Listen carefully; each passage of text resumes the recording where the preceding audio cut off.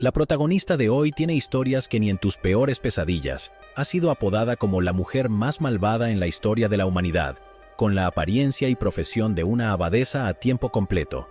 Mariam Soulakiotis engañó a todos a su alrededor durante décadas.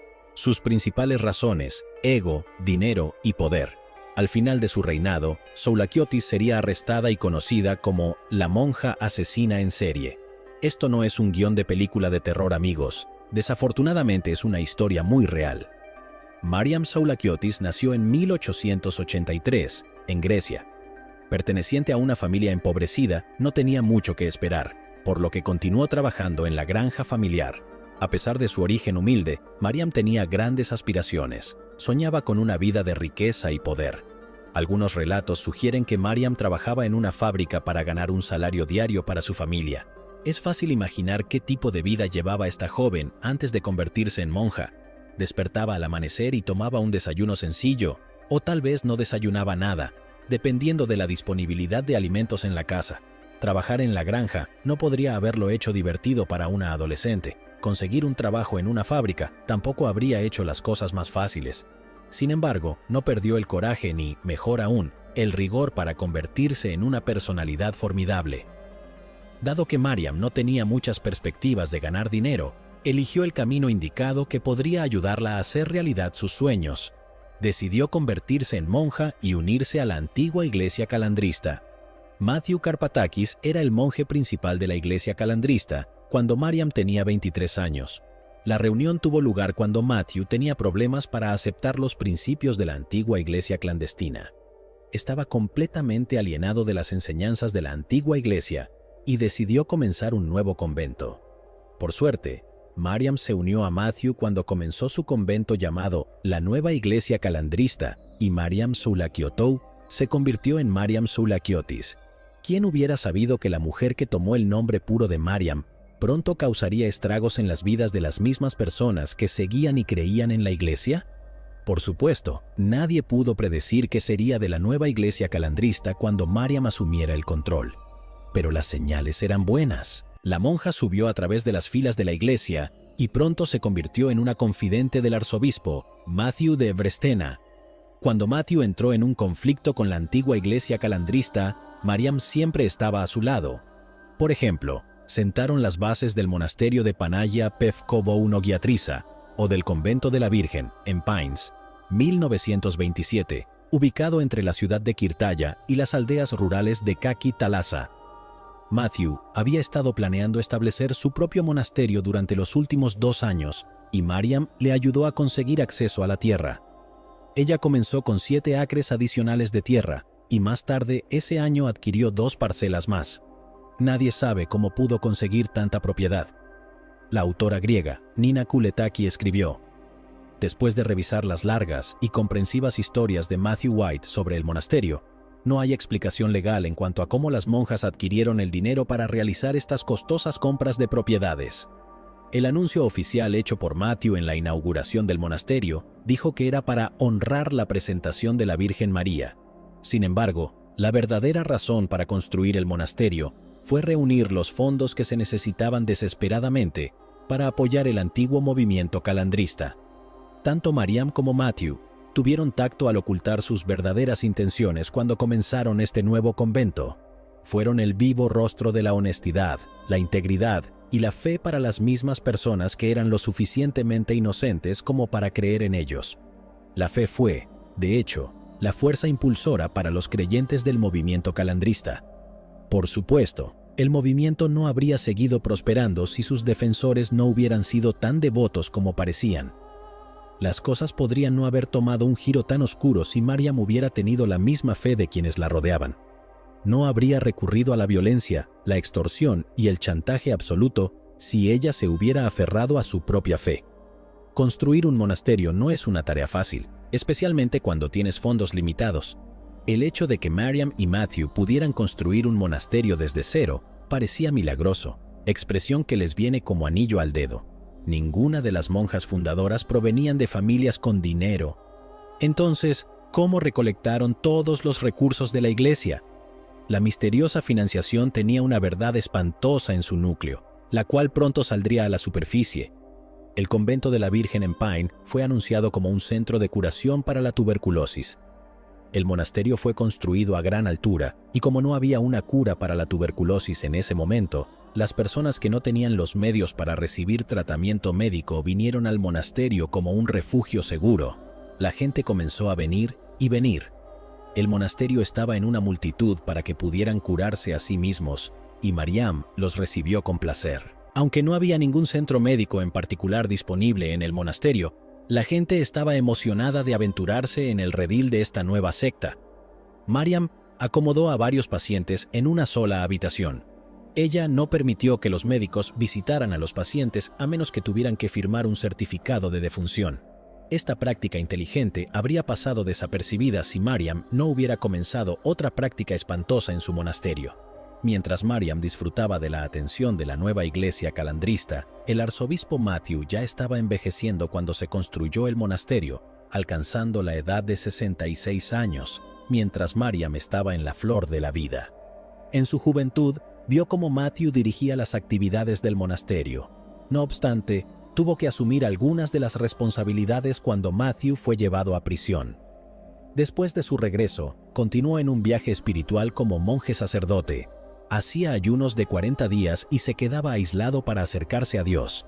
Mientras Matthew atravesaba su viaje espiritual con pesadas cadenas de metal atadas a su cintura, su aprendiz decidió vestir a otros. Poco sabía Matthew que la dulce Mariam se convertiría en una tirana a su manera, en su propio monasterio.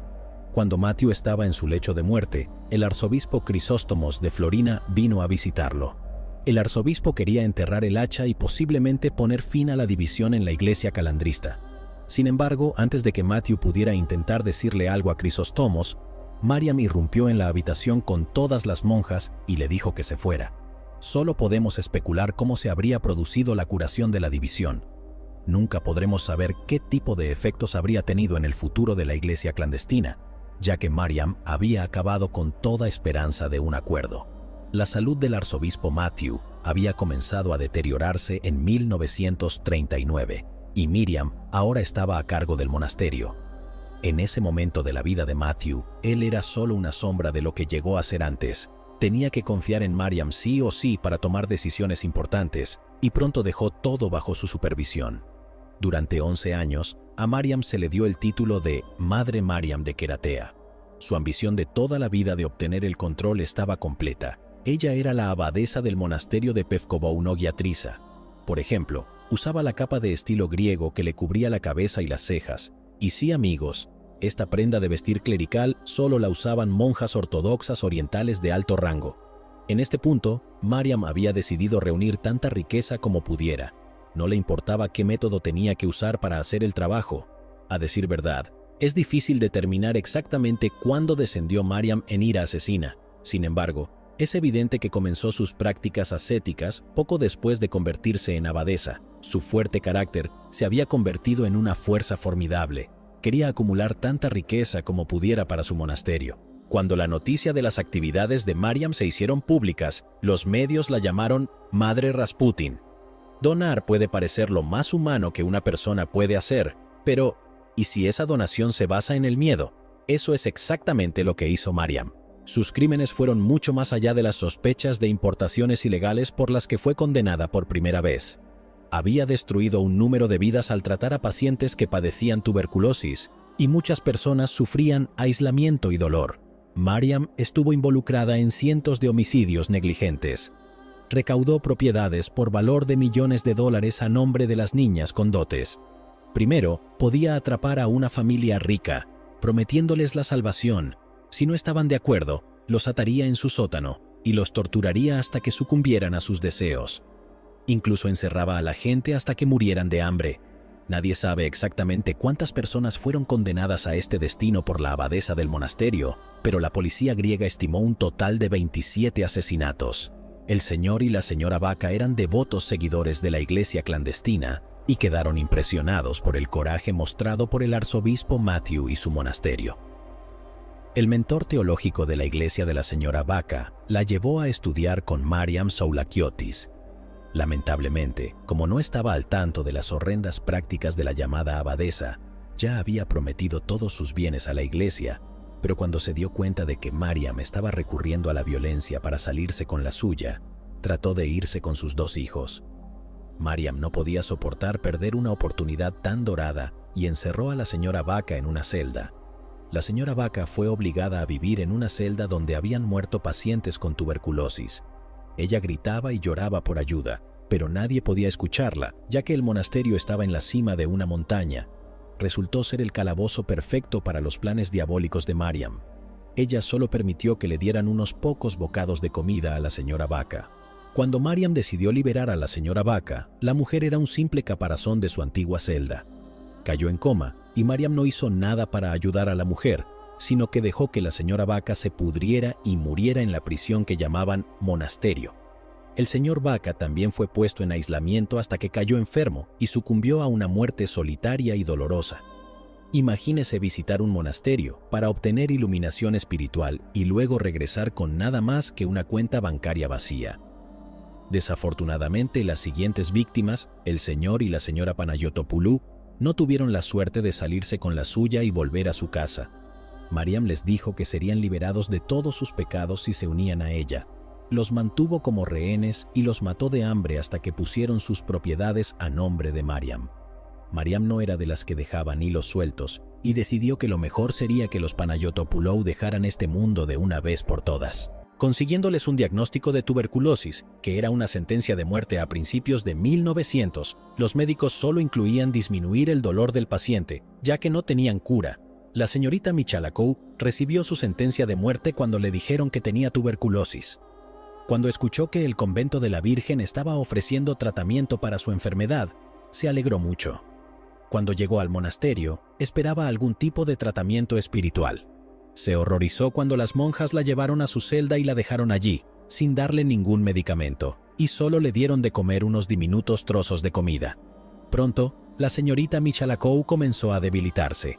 Sufrió el mismo destino que muchos otros, bajo la despiadada supervisión de Mariam. Murió sola y en agonía, sin un solo ser querido a su lado. No todos los que vivían bajo el gobierno de Mariam estaban contentos con la forma en que ella conducía los negocios. La hermana Tedote intentó hablar en contra del método cruel de la abadesa, pero Mariam no era de las que se tomaban esto a la ligera. Acusó a la hermana Tedote de mala conducta y ordenó que las monjas la golpearan como castigo. El resto de las monjas no tuvieron más remedio que seguir las órdenes. Ellas golpearon a la hermana Tedote hasta que sufrió una hemorragia interna. Murió en el acto debido a la intensa paliza y había pagado su penitencia por no estar de acuerdo con la abadesa. Cualquiera que intentara oponerse a los golpes de la madre Rasputin enfrentaría su ira. La hermana María también habló en contra de Mariam y fue castigada con una paliza despiadada. Cuando llegó al hospital, estaba herida hasta quedar irreconocible. Tenía una hemorragia interna y sus órganos vitales estaban dañados. Los médicos intentaron salvarle la vida, pero ningún tratamiento médico puede compensar la brutalidad infligida por Mariam Sulakiotis. La hermana María tomó su último aliento y fue liberada de las garras de la iglesia calandrista. La iglesia calandrista negó que Mariam Sulakiotis tuviera algo que ver con los asesinatos. Sin embargo, ha habido múltiples declaraciones de testigos que dicen lo contrario. Sulakiotis atraería a personas inocentes a su monasterio y les prometía la salvación. En lugar de eso, ellos serían atados en un sótano y eran obligados a transferir todas sus propiedades a nombre de Mariam. Mariam fue juzgada por 7 asesinatos. Las autoridades estimaron que había matado al menos a 27 personas por hambre, homicidios negligentes y palizas en nombre de penitencias religiosas. Las figuras religiosas tienen autoridad sobre las personas. Los crímenes de Mariam Sulakiotis pasaron desapercibidos porque nadie creía que ella pudiera ser capaz de tal villanía. Si hubiera sido una mujer común y corriente, las cosas habrían sido completamente diferentes. Por suerte, Mariam continuó enviando monjes por toda Grecia para encontrar solteras ricas, viudas y familias. Ella atraería a estos creyentes inocentes para que donaran al monasterio y robaría las donaciones. Un día, la policía recibió un aviso anónimo. La fuente informó a la policía que una anciana había donado todas sus propiedades al monasterio. La hija de la mujer estaba segura de que su madre no habría prometido el dinero sin haber sido obligada. Esta acusación no fue suficiente para arrestar a Mariam. La policía comenzó a investigar las misteriosas fuentes de riqueza de Mariam. Sin embargo, descubrieron que la abadesa estaba involucrada en la importación ilegal de aceite de oliva y otras especias. El cargo de importaciones ilegales no era suficiente para arrestar a una figura de alto perfil como Mariam. Después de un tiempo, una mujer llamada Eugenia Marghetti se presentó diciendo que la abadesa del monasterio la mantenía aislada. Alegó además que había sido torturada para entregar sus propiedades de un valor de 118 millones, que equivalen a $80.000 estadounidenses en ese momento. En 1949, Christo Spírides fue a la policía griega en busca de su hija, Simela Spírides, que desapareció ese año. El FBI rastreó a Simela hasta el monasterio.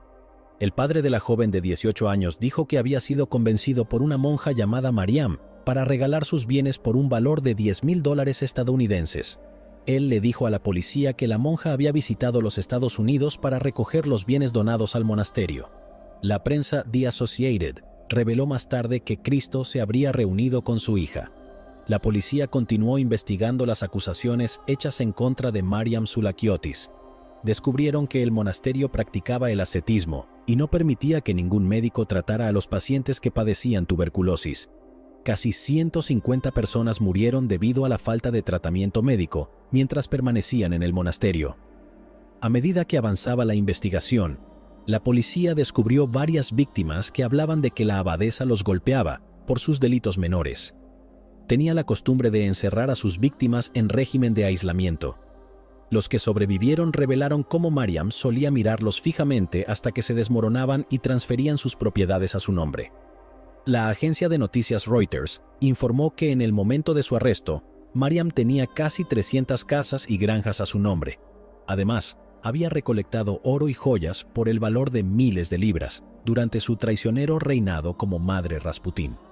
En la noche del 4 de diciembre de 1950, cuando Miriam Soulakiotis dormía profundamente en sus magníficas habitaciones, la policía entró en el monasterio. Un total de 85 agentes de policía registraron los terrenos del monasterio. Habían previsto los asesinatos cometidos por Mariam y trajeron consigo a un fiscal adjunto, un juez y un forense. La operación duró toda la noche. Rescataron a 36 niños. La policía tuvo que quitar físicamente a los niños de las manos de las monjas. Según la policía, también fueron rescatadas varias ancianas semidesnudas, desnutridas y enfermas, atadas en sótanos. El caso de Mariam Soulakiotis era extremadamente delicado. Los fiscales no estaban seguros de si podrían condenarla por los cargos de fraude y malversación de fondos. Comenzaron su juicio bajo el cargo de importar aceite de oliva y neumáticos ilegales. Sin embargo, la autoridad de la iglesia calandrista pronto terminaría. El culto de Mariam, llamado los Mad Whites, fue prohibido en enero de 1951. El arzobispo Spiridon Vlachos de Atenas y el metropolitano Crisóstomos de Florina no pudieron reconciliar sus diferencias. La vieja iglesia calandrista fue desmantelada y Mariam no pudo usar la religión como excusa para sus atroces crímenes. El fiscal fue libre de acusar a la despiadada monja y lo hizo. No escatimó ni un solo detalle de su vida criminal. Acusó a Soulakiotis de todos los delitos que había cometido en los últimos 10 años, incluido el homicidio, el fraude, la falsificación de testamento, el chantaje y la tortura. Soulakiotis continuó presentándose como una monja piadosa. Durante sus juicios, vestía un traje ortodoxo, icono que honraba al difunto Matthew, ordenando con su nombre, San Matthew, el nuevo confesor. Ella rechazó todos los cargos en su contra, llamándolos ficciones satánicas.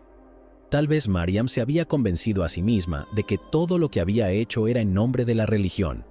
Se podría decir que Mariam había traído de vuelta el juicios de brujas de Salem, donde personas inocentes eran condenadas a muerte para permitir que la iglesia se apoderara de sus propiedades. Ella se paró en la sala del tribunal como un monstruo frío y sin corazón, cuyo único objetivo era satisfacer su propia codicia. Mientras escuchaba los cargos presentados en su contra, se santiguaba y hacía una oración de venganza a San Matthew. Ella sabía que no tenía ninguna defensa. Sin importar el vacío legal que intentó utilizar, el abogado defensor dijo que las personas que entraban al monasterio harían el voto de propiedad. Ellos entregarían toda su propiedad al monasterio por su propia voluntad. Afirmó que las propiedades fueron transferidas a nombre de Mariam porque el monasterio no tenía una estructura legal. La enormidad de los crímenes de Mariam resultó en 3 juicios separados. El primer juicio se llevó a cabo en los años 1951 y 1952. El segundo continuó en 1953 y el tercero y último juicio concluyó unos meses antes de su muerte.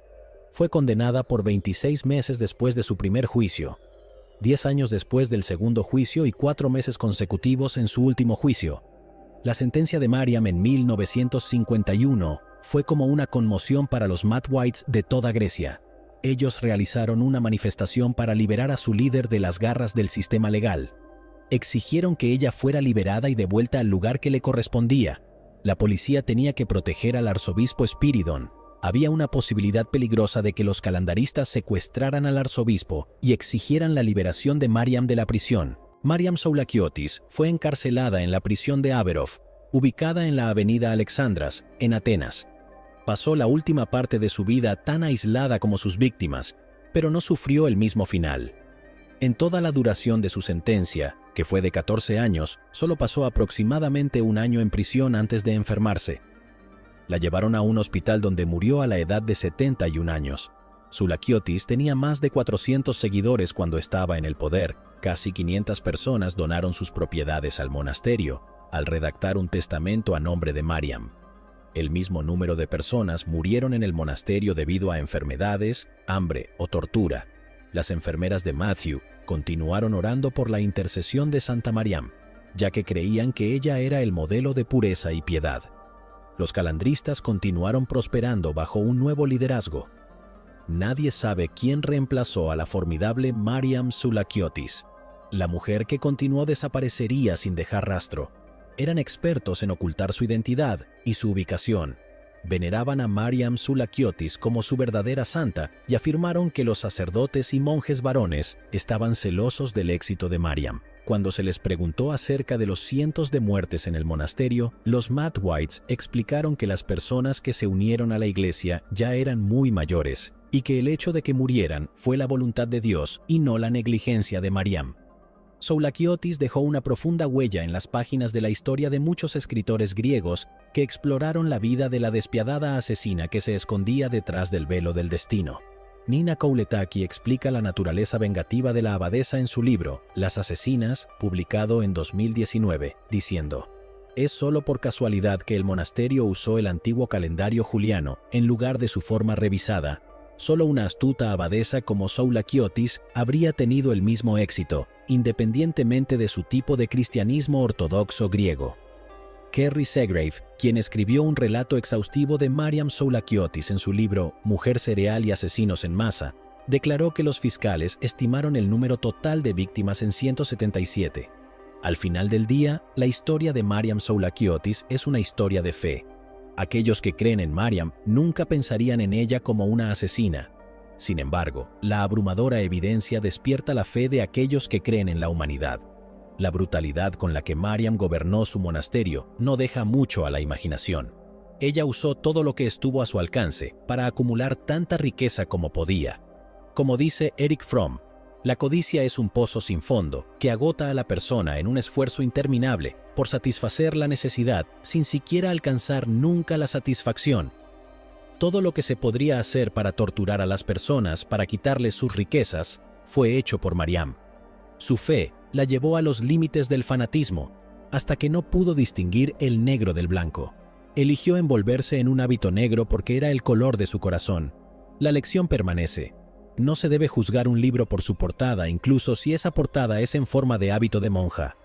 Llegados aquí, ¿acaso no has visto este otro crimen? Yo no me lo perdería.